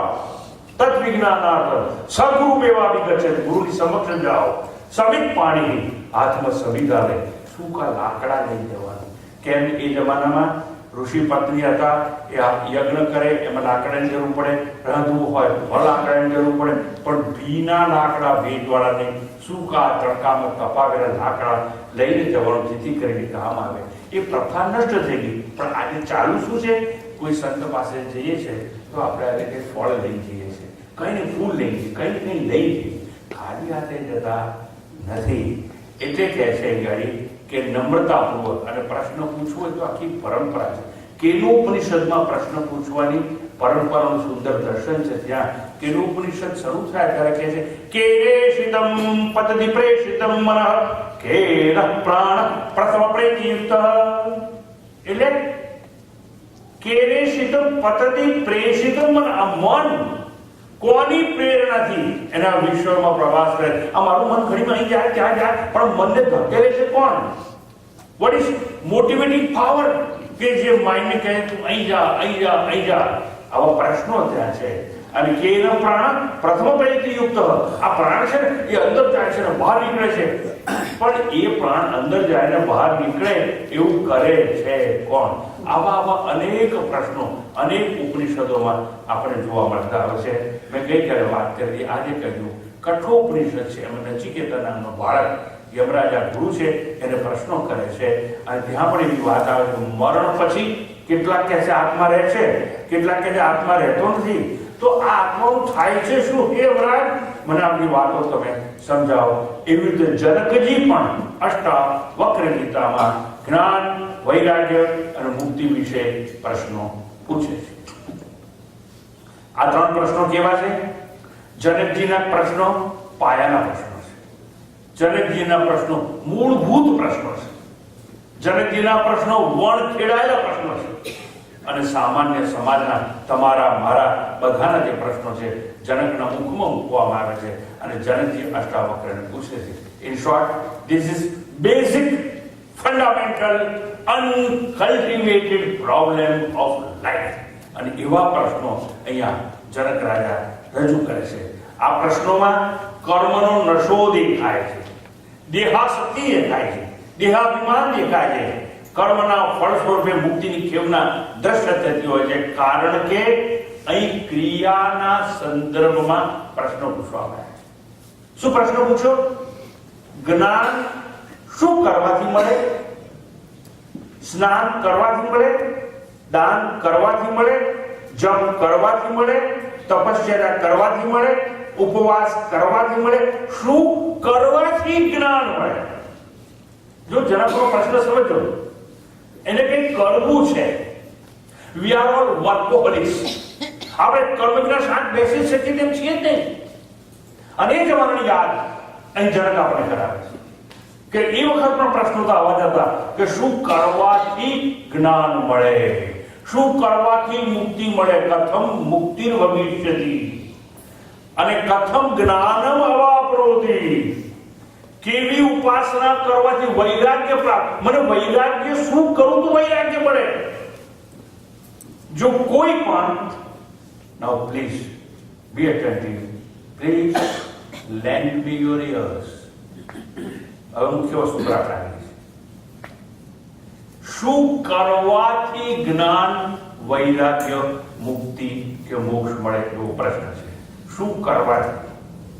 યાદ રાખજો, કોઈ પણ કર્મ કરવાથી મુક્તિ જો મળતી હોત તો અનેક કર્મો કરીને મોક્ષ કે મુક્તિ આપણે મેળવી લીધી હોત. પણ યાદ રાખવાનું, આત્મજ્ઞાન એવી વસ્તુ છે કે જે કોઈ પણ કર્મ કરવાથી તો પ્રાપ્ત થાય જ નહીં. કેમ? કોઈ પણ કર્મ છે એ અંતવાન છે. અંતવાન એટલે શું? કોઈ પણ કર્મ છે એ લિમિટેડ છે.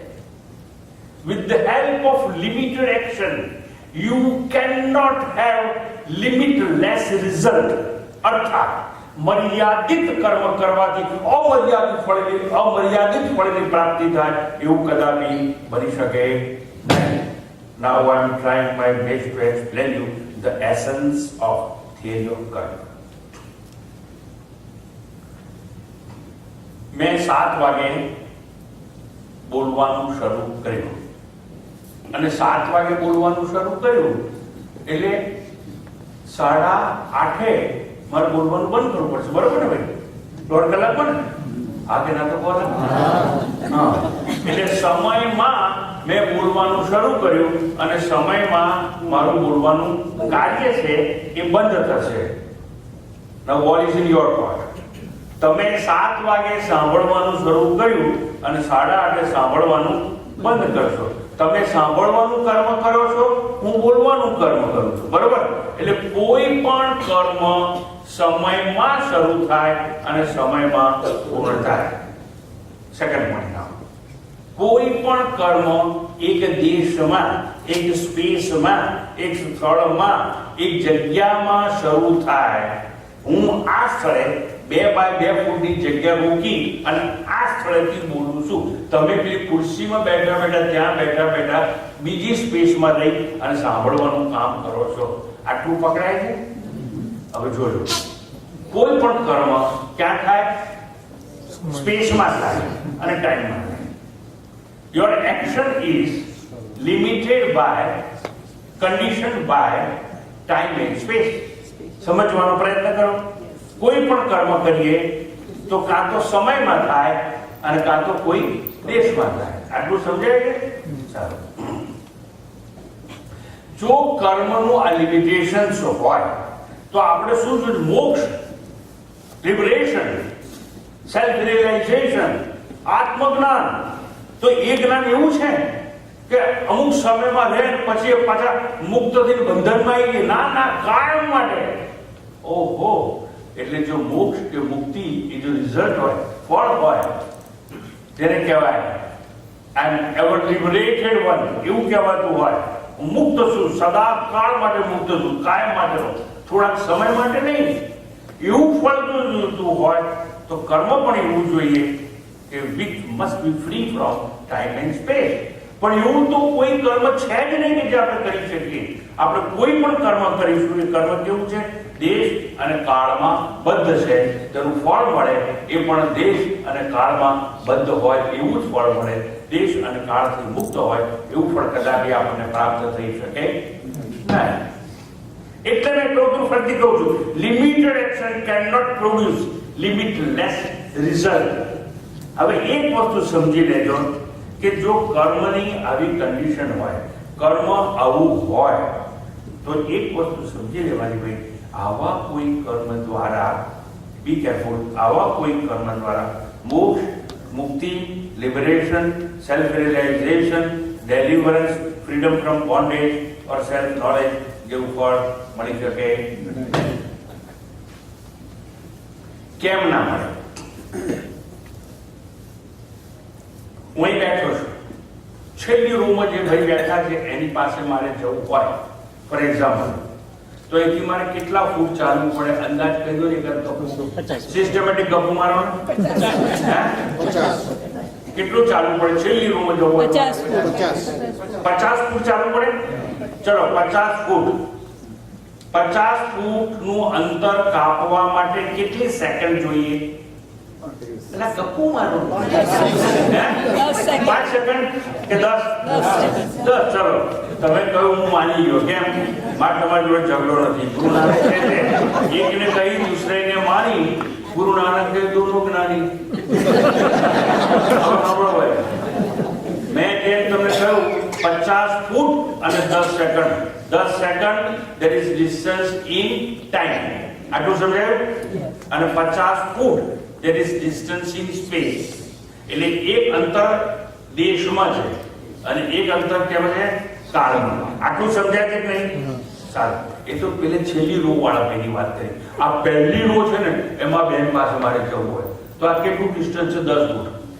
અને કેટલી સેકન્ડ લાગે? 4 સેકન્ડ. આટલું સમજાયું? હવે હું અહીં બેઠો છું, મારા ચોપડી છે એ પકડવી છે, તો મારી ના ચોપડી વચ્ચે કેટલું અંતર છે? 2 ફૂટ. 2 ફૂટ ડિસ્ટન્સ ઇન સ્પેસ અને 2 સેકન્ડ આમ પકડી લો, બરાબર? અમારી સામે જોતા રહેજો. હવે મારી અને મારો આત્મા છે એની વચ્ચે કેટલું અંતર છે? શૂન્ય.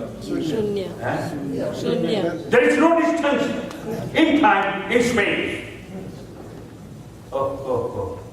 If there is no distance between me and my inner self, which is known as Sat Chitanand Atma, existence, bliss and consciousness, જો અંતર નથી દેશ અને કાળમાં, તો પ્રયત્ન કરવો પડે, ચાલવાનો પ્રયત્ન કરવો પડે? ના. ઓહો, યાત્રા કરવી પડે નહીં, પગલા ગણવા પડે નહીં, વાહનની જરૂર પડે નહીં. શું કરવાનું? કોઈ કર્મ તો કરવાનું જ નહીં. વાહ વાહ વાહ. મારે બીજાને મળવું હોય તો કર્મ કરવું પડે, મારે મને મળવું હોય તો કોઈ કર્મની આવશ્યકતા નથી. એટલું જ નહીં, કોઈ કાગળ વચ્ચે આવે નહીં. આ ઓફિસ છે બરાબર, એ ઓફિસમાં પેલા ભાઈ બેઠા નું નામ ભૂલી ગયું. મામા. મામા કેટલાને મામા બનાયા. હવે એ મામા છે, એ મામાની ઓફિસમાં બાર બોર્ડ માર્યું છે, વિધાઉટ પરમિશન નો એડમિશન. એવું ઘણી વાર લખ્યું હોય છે ને, એવું ઊંધું કઈ લખ્યું હોય. પણ મારે દાખલ થવું તો મારે પૂછવું પડે કે એને કેમ સર મેં ગમે એવું પૂછવું પડે અથવા એપોઇન્ટમેન્ટ લેવી પડે. કેમ? આઈ આઉટસાઇડર. પણ મામો છે જેની ઓફિસ છે એને બોર્ડ માર્યું છે અને એને અંદર આવવું હોય તો કોની પરમિશન લેવી પડે, કોઈ કાયદો લાવવો પડે ના. તમારે તમને મળવું હોય, જગત તો કોઈ કાયદો બચાવી શકે તેમ નથી. તમારે તમને મળવું હોય તો તમારા આત્માને તમારી વચ્ચે દેશ અને કાળમાં કોઈ અંતર નથી. There is no distance in time and space and therefore action is not at all required.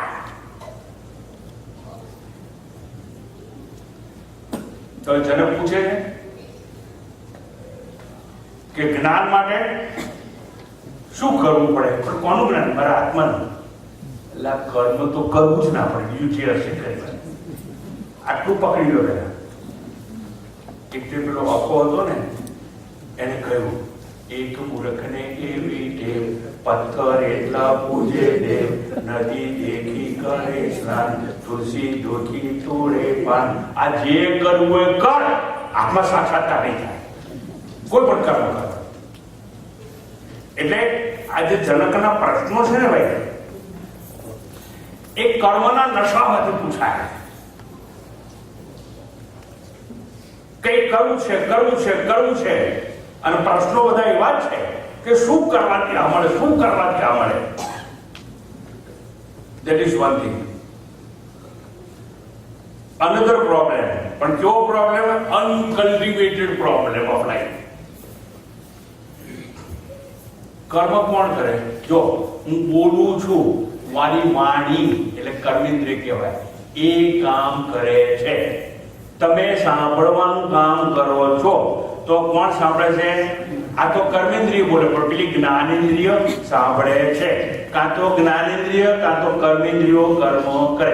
ચાલવાનું કામ કોણ કરે? પગ ચાલવાનું કામ કરે. આ ગ્રહણ કર્યું અને છોડી દીધું, તો ગ્રહણ અને છોડવાનું કામ હાથ કરે છે. કર્મ કોણ કરે? અવયવો કર્મ કરે, ઓર્ગન્સ છે એ કર્મ કરે. વિચારવાનું કામ માઇન્ડ કરે, સમજે? નિર્ણય લેવાનું કામ ઇન્ટેલેક્ટ બુદ્ધિ કરે. કાં તો બુદ્ધિનું કર્મ હોય, કાં તો વાણીનું કર્મ હોય, કાં તો અવયવોનું કર્મ હોય. પણ આ બધા આયા છે ક્યાં? શરીરમાં.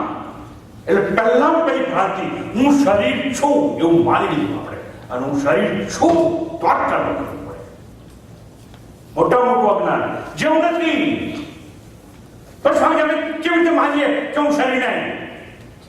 સીધી સાદી વાત છે. તમે શરીર છો જ નહીં.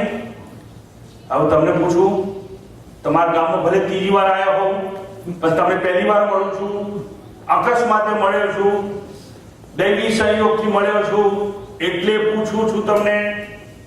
સામે પૂછવાનું પૂછું કરે, પૂછે ના.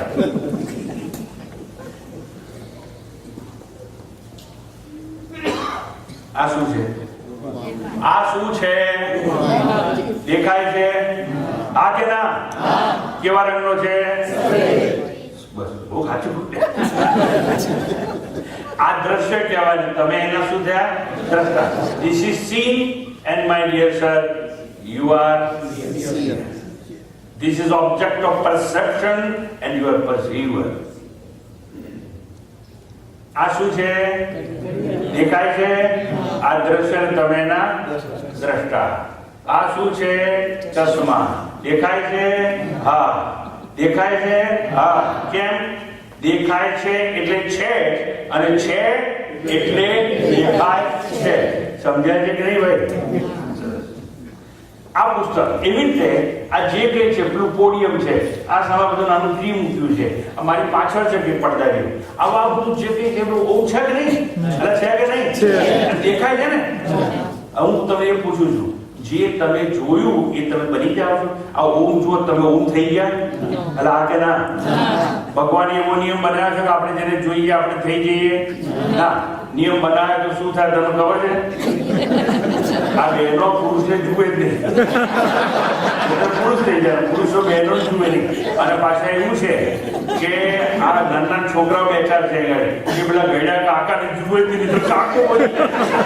અને પછી નાનું છોકરું બહાર નીકળે એટલા મોટા કે અંકલ વિચાર આવે કે અંકલ ક્યાં જાવ? એટલે આપણે જેને જોઈએ છે તે આપણે થઈ શકીએ નહીં. Seer cannot become seen. આટલું સમજાય એટલે સમજાય. અરે આ કે ના?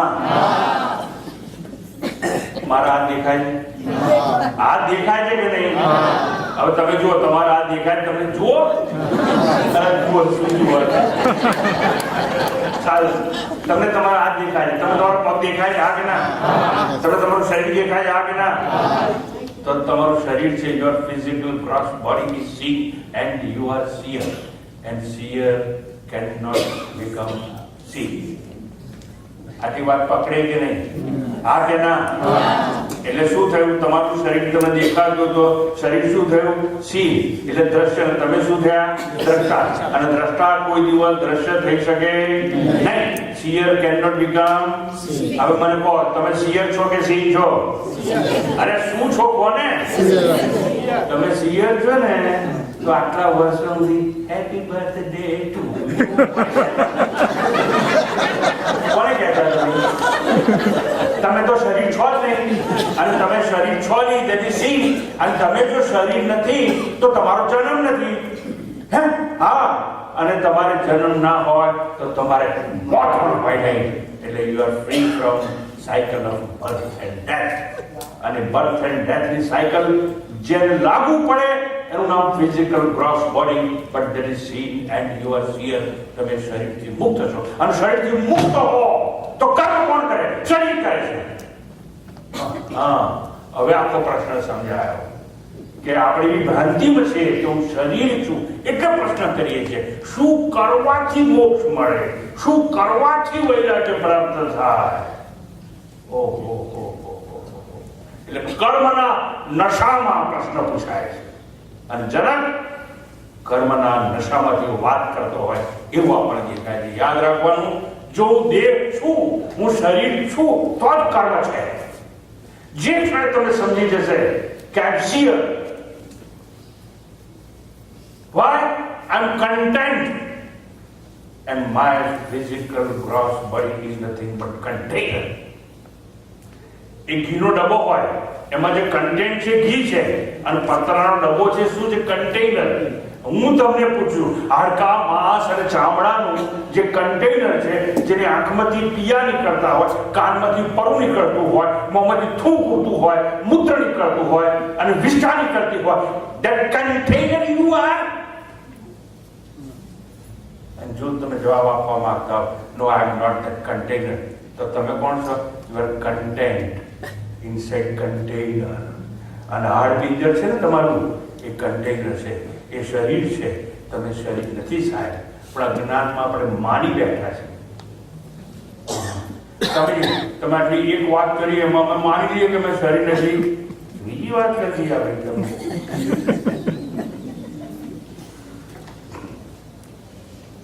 જેના માટે મારી, મારા, મારું એવું વપરાય એ આપણે હોઈએ નહીં. આ તમે જેટલા બેઠા છો બધાને પૂછું છું, તમારી કાર બહાર પડી છે કે નહીં? હા કે ના? કોને? કોની કાર? મારી જ કહેશો ને. એટલે તમે જયારે એટલું કાર મારી, એટલે તમે કાર થયા. સમજો બરાબર. કાર મારી, ઘર મારું, મારી મારું, સગાવાલા મારા, ખેતરો મારા, ગાય ભેંસ મારી, મારી, મારું, મારા એવું જેના માટે વપરાય એ આપણે કોઈ દિવસ વાંચી શકીએ નહીં. હવે પૂછું છું, આપણે કહીએ કે નહીં? જો મારી કાર એટલે હું કાર થયો, મારું ઘર તું ઘર થયો, મારા વસ્ત્રો તું વસ્ત્રો થયો. આ કે ના? બરોબર વિચારી બોલો. ના થયા ને? મારું મારી મારા વપરાય એવું નહીં ને? બરોબર. તો હવે પૂછું છું, મારા ઓર્ગન્સ, મારા અવયવો, તો તમે અવયવ થયા? મારી ઇન્દ્રિયો, તો તમે ઇન્દ્રિય થયા? મારી ઇન્દ્રિય એટલે હું ઇન્દ્રિય નહીં, મારા અવયવ એટલે અવયવ નહીં, મારું ઘર એ મારું શરીર તો હું શરીર થયું. વાહ વાહ વાહ, તમે તો જ્ઞાની થઈ ગયા. તમને ખબર પડી ગઈ જેના માટે મારું મારી મારે વાપરી એવું હોય શકતું જ નહીં. ઓહો, હવે આજે મને ખબર પડી કે મારી ઇન્દ્રિયો એટલે હું ઇન્દ્રિય નહીં, મારું મન એટલે હું મન નહીં, મારી બુદ્ધિ એટલે હું બુદ્ધિ નહીં. હવે સમજાયું, જો શરીર જ મારું ના હોય તો મારા કોઈ સગાવાલા હોય ખરા? હા કે ના? તો ના કે તો બાજુ કૂદો મારશે કે અગ્નિની સાક્ષીમાં પેલા મારો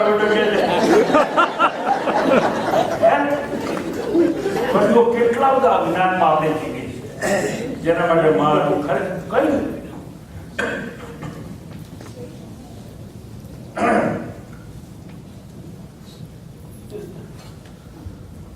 આપણું કઈ નથી, છતાં આપણે માની બેઠા છે કે આપણું બધું છે.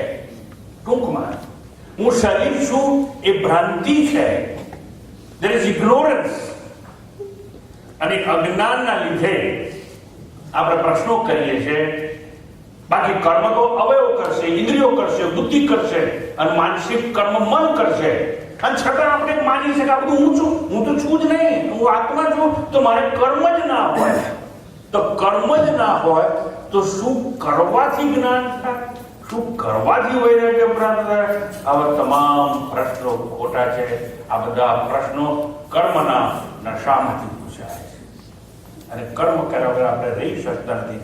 કામ માની બેઠા છે કે હું શરીર છું માટે. એટલે એક વસ્તુ યાદ રાખવાની,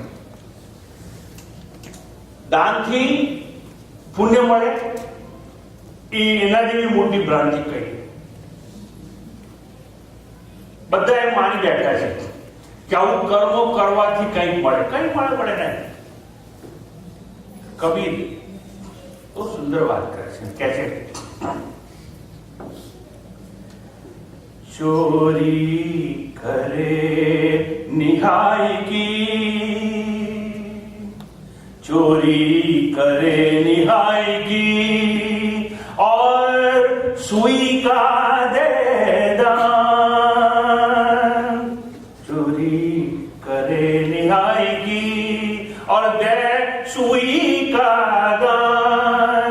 ऊंचे चढ़कर देखता कि जिद दूर विमान. You know what is nihai? Nihai, there is envy. ગુજરાતીમાં જેને આપણે એરણ કહીએ. એરણ કોની પાસે? લુહાર પાસે હોય. સોની પાસે બી નાની હોય, મોચી પાસે પણ હોય, જેના પર બૂટ નાખી અને કિલો ઠોકતો હોય. નિહાય એટલે મોટું, એને એરણ કહીએ છીએ આપણે. હિન્દીમાં એને નિહાય કહેવાય, ઇંગ્લિશમાં એને એન્વી કહેવાય. એટલે લોખંડની કેટલી વજનદાર હોય તો, એટલે ચોરી કરે નિહાય કી और दे सुई का दान. સોયના જેટલું દાન કરે. પછી હું પૂછે ચડી અને જુએ છે કે પેલું સ્વર્ગથી મહેમાન આવો ને તું ભાઈ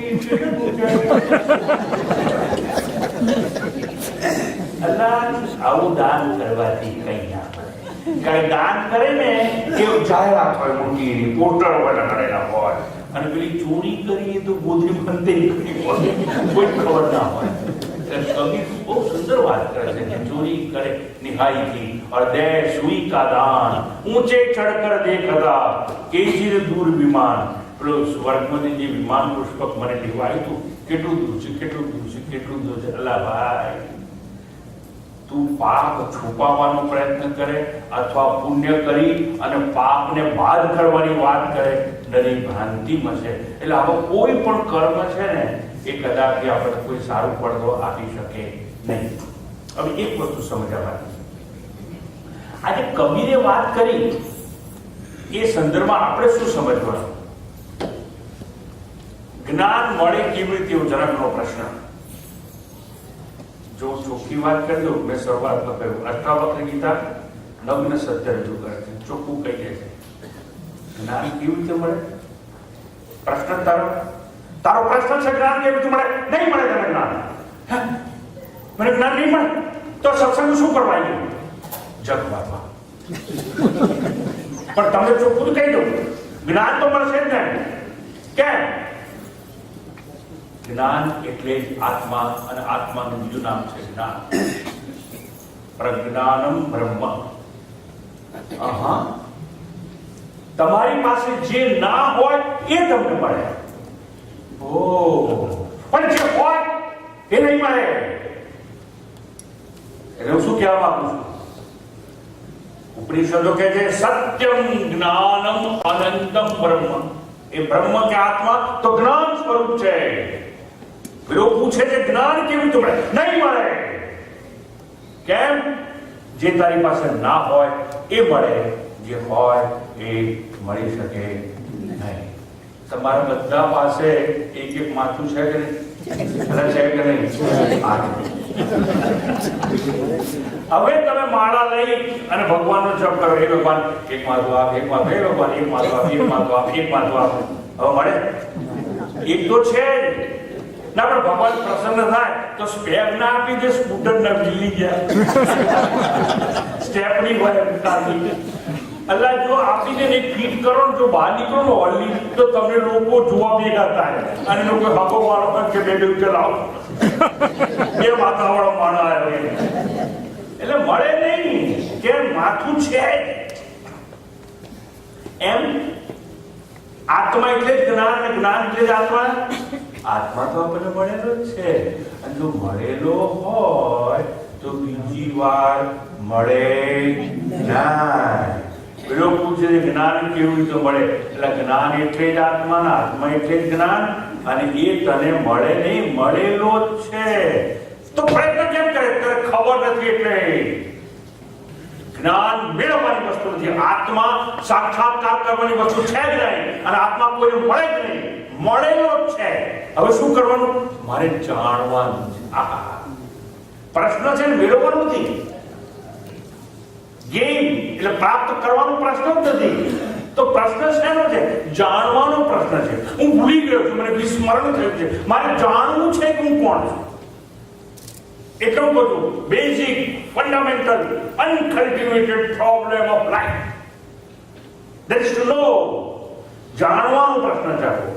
પ્રાપ્તિનો પ્રશ્ન જ નથી, મેળવવાનો નથી. ઇફ એટ ઓલ જો પ્રાપ્ત હોય તો પણ it is gain of gain. જે આત્મા મળેલો છે, પણ મારે સમજવાનું. પણ સમજવા માટે શું કરવાનું? અજ્ઞાન દૂર કરવાનું. એટલે અજ્ઞાન દૂર કરવા માટે પછી શું કરવાનું? કંઈ કરવાનું નહીં. કંઈ ન કરીએ તોય ચડાઈ જાય, આ ચડાઈ જાય. હું તમને પૂછું છું, આ સવારે કેટલા વાગે ઉઠ્યા? અંદાજે કોની? હે? સારું. ઉઠવા માટે શું કર્યું? રજેની લાતો મારી, ઓશિકાને ઘૂંઘા માર્યા? મને પૂછો, ઉઠવા માટે શું કર્યું તું? કઈ નહોતું કર્યું. જાગી ગયા, આ ભૂલી ગઈ. આહા, જો ઊંઘમાંથી કોઈ પણ કર્મ કર્યા વિના જાગી જવાતું હોય તો અજ્ઞાનની નિદ્રામાંથી પણ એક દિવસ જાગી જવાશે. સંત સમાગમ થશે, સંતનો કોઈ અનુગ્રહ કે કૃપા થશે, અને જો ઈશ્વરનો અનુગ્રહ થાય તો આપણે એક દિવસ જાગી જઈશું. કોઈ કર્મ કરવાની આવશ્યકતા નથી. એટલે તમને એમ થાય કે ચલો તમારી વાત સ્વામીજી બરોબર છે કે એમ કે જ્ઞાન માટે કંઈ કરવું ના પડે, પણ આ દુઃખ દૂર કરવા માટે કંઈ કરવું પડે ને. દુઃખ દૂર કેવી રીતે થાય? તો મેં કીધું સત્ય કેન્દ્રમાં છે, તારું દુઃખ દૂર થશે જ નહીં. બહુ સમજવાની વાત છે. તો એવું છે કે દુઃખ દૂર થાય જ નહીં, અને દુઃખ દૂર કરવા માટે કોઈ કર્મ નહીં કરવાનું, પણ જો આપણે જાણી જઈએ આઈ એમ existence, bliss, eternal bliss, eternal bliss and consciousness, એટલે હું કેવો છું? સત સ્વરૂપ છું, ચિત્ત સ્વરૂપ છું અને આનંદ છું. હું આનંદ છું જાણી જાઉં ને તો દુઃખ રહેશે નહીં. દુઃખને દૂર કરવા કઈ નહીં કરવાનું, પણ હું આનંદ સ્વરૂપ છું એ જાણી જવાનું. એટલે પ્રશ્ન શું સમજાવું છું? કર્મ કરવાનો પ્રશ્ન નથી, જાણવાનું મુખ્ય અનકલ્ટિવેટેડ પ્રોબ્લેમ, વણખેડાયેલો પ્રશ્ન છે. હું આનંદ સ્વરૂપ છે એમ જાણી જાઉં તો દુઃખ રહે જ નહીં. હું કદી મારા આનંદ સ્વરૂપનો ત્યાગ ના કરી છું. તમને એવું યાદ છે કે તમે કોઈ ભગવાનની પ્રાર્થના કરી કે મારો આનંદ લઈ લે, આનંદ લઈ લે, એવું કહ્યું છે ના? તમે શું કહ્યું? મારું દુઃખ લઈ લે, મારો રોગ લઈ લે. જો આપણું જે સ્વરૂપ નથી એનો ત્યાગ થાય, જે આપણું સ્વરૂપ છે એનો ત્યાગ પણ ના થાય. હું આનંદ સ્વરૂપ છું એટલે દુઃખ આપણું સ્વરૂપ નથી. સમજો બધી વાત આ. એટલે ટૂંકમાં જનકના પ્રશ્નો અજ્ઞાનમાંથી પૂછાય છે, એક ભ્રાંતિમાંથી પૂછાય, દેહાસક્તિ, હું દેહ છું એવા જ્ઞાનમાંથી પૂછાયેલા છે. અને અહીંયા સુંદર વાત આપણે સમજવા જેવી છે કે દુઃખ મારું સ્વરૂપ નથી, માટે એ ત્યાજ્ય છે. એક વસ્તુ યાદ રાખજો, સાપનો ડર લાગતો હોય તો કેમ? સાપ કરડશે, ઝેર લાગશે અને આપણે મરી જઈએ. જો સાપનું ઝેર ચડીને આપણે મરી જઈએ તો સાપ કેમ મળતો નથી? ઝેર તો એનામાં છે. સાપે કોઈ દિવસ એવો વિચાર કર્યો કે મારું ઝેર ત્યાગી દેવું નહીં, એનું સ્વરૂપ છે. એટલે સાપ પોતાનું ઝેર ના ત્યાગે. એમ હું સત સ્વરૂપ છું, સતનો ત્યાગ ના થાય. આઈ એમ કોન્શિયસનેસ, હું ચિત્ત ચૈતન્ય સ્વરૂપ છું એટલે આત્મા છું, એનો ત્યાગ ના થાય. હું આનંદ સ્વરૂપ છું, એનો પણ ત્યાગ થાય નહીં. વાસ્તવમાં મુક્તિ માટે, મોક્ષ માટે, ફ્રીડમ ફ્રોમ બોન્ડેજ માટે, સેલ્ફ રિયલાઇઝેશન માટે કોઈ ક્રિયા કે કર્મ કરવાની જરૂર નથી. હવે એક દ્રષ્ટાંત અંતે આપી દઉં. રસ્તે ચાલતા હોઈએ, અંધારું હોય, અંધારામાં પડેલી પેલી દોરી ભ્રાંતિમાં સાપ જેવી દેખાય. એ સાપ છે ને, જે અંધારામાં દોરીના બદલે સાપ દેખાયો, એ સાપનો ત્યાગ, સાપને દૂર કરવા કયું કર્મ કરવું પડે? કોઈ કર્મ ના કરવું પડે. હા, આપણે કયું કર્મ કરવું પડે? હું તમને કહું તો પેલો સાપ દેખાય, સાપને દૂર કરવાનું કશું નહીં કરવાનું. પણ જો સમજો, મારી વાત સમજો. પડી છે શું? દોરી. દોરીના બદલે તમને શું દેખાયો? સાપ. સાપ કેટલો જાડો છે? જેટલી દોરી જાડી છે. સાપમાં કેટલા વળાંક છે? જેટલા દોરીમાં વળાંક છે. સાપ કેટલો લાંબો છે? જેટલી દોરી લાંબી છે. આટલું સમજાય છે કે નહીં? હા કે ના? હા કે ના? સમજાતું હોય તો હવે પૂછું છું, જે ક્ષણે તમને જ્ઞાન થશે આ તો દોરી છે, આ તો દોરી છે, એટલે સાપ શું થઈ ગયો? એ સાપને ત્યાગ કરવા માટે કોઈ કર્મ કરવું ના પડે. એ સાપનો ત્યાગ કરવા માટે જપ ના કરવો પડે, દાન ના કરવું પડે, સ્નાન ના કરવું પડે, યજ્ઞ કરવું પડે, તીર્થયાત્રા કરવી પડે, કઈ કરવું પડે ના. પણ જાણવાનું શું? આ તો દોરી છે. પણ સાપ કેમ દેખાય? અંધારો દૂર માટે દેખાયો. તો અંધારાને દૂર કરવા માટે એક જ રસ્તો છે, 1000 રસ્તા નથી, એક જ રસ્તો છે, અજવાળું લાવવાનું. અંધારું દૂર કરવાનો પ્રયત્ન નહીં કરવાનો, અજવાળું લાવવાનું. અને અજવાળું આવી જશે તો અંધારાના લીધે દેખાડ્યું સાપ પણ રહેશે નહીં અને અંધારું પણ રહેશે નહીં. સમજાય છે? એટલે જાણવાની વાત મુખ્ય છે. આ દોરી છે એવું જ્ઞાન થતાની સાથે સાપ ચાલી જશે. એમ હું તો સચિદ આનંદ સ્વરૂપ આત્મા છું, અજન્મા છું, મને મૃત્યુ નડે નહીં. અને મારો જન્મ થયો નથી, મારામાં વિકાસ નહીં, મારામાં બુદ્ધિ નહીં, મારામાં ઉંમર નહીં, મારે બાળપણ નતું, મારી યુવાની નહોતી, મારે વૃદ્ધાવસ્થા હોઈ શકે નહીં, મને રોગ લાગુ પડી શકે નહીં. ઓહો, એવું હું આનંદ સ્વરૂપ આત્મા તો હા, તો પછી શરીરના કોઈ રોગની મને અસર કેવી? શરીરના ઘડપણની મને અસર વર્તાય કેમ? આધિ વ્યાધિ ઉપાધિથી નિર્મુક્ત હું થઈ ગયો. શું કરવાથી? માત્ર જાણવાથી. ટૂંકમાં દોરીનું યથાર્થ જ્ઞાન થાય તો કર્મ વગર જેમ સર્પ તેજાઈ જાય છે એમ આત્માનું યથાર્થ જ્ઞાન થતાની સાથે કોઈ કર્મ કરવાની આવશ્યકતા નથી. કેમ કહેવું પડે સવારમાં? એટલા માટે પેલાનો પ્રશ્ન છે, શું કરવાથી જ્ઞાન થાય? શું કરવાથી વૈરાગ્ય પડે? આહા! અને શું કરવાથી મુક્તિ મળે? જ્ઞાન, વૈરાગ્ય અને મુક્તિ માટેના તમામ પ્રશ્નો છે એના ઉપર વારંવાર ચર્ચા ચાલ્યા જ કરશે. શાંતિથી, બહુ જ તત્પરતાથી તમે મને 1.5 કલાક સહન કર્યો. આપ સૌનો ખૂબ ખૂબ આભાર. અને આગળની વાત આવતીકાલથી શરૂઆત કરવામાં આવશે. ઓમ પૂર્ણમદ પૂર્ણમિદં પૂર્ણાત પૂર્ણમુદચ્યતે પૂર્ણસ્ય પૂર્ણમાદાય પૂર્ણમેવાવશિષ્યતે. ઓમ શાંતિ શાંતિ શાંતિ. હરિ ઓમ શ્રી ગુરુભ્યો નમઃ. હરિ ઓમ. આવતીકાલ રવિવાર છે. આ તો વાયર કન્ડિશનર રોબે બેસીને સાંભળો છો. હિમાલયની અંદર જે પ્રવચનો થાય છે એ તળાવના કિનારા પર હિમાચ્છાદિત ઋષિઓની વચ્ચે જંગલોની અંદર કેવી રીતે બેસી અને સાંભળે છે બધા શિબિરોમાં, એવું જોવું હોય તો આવતીકાલે થોડાક વહેલા ઉપડે, એક 20 મિનિટ વહેલા, એટલે 6:30 વાગે આપ આવશો તો 20 મિનિટની એક શિબિરની તમને સીડી બતાવવામાં આવશે અને ત્યારબાદ એક્ઝેક્ટ 7 વાગે પ્રવચન શરૂ થશે. 5 મિનિટના વચ્ચેના વિરામ બાદ કર્યો.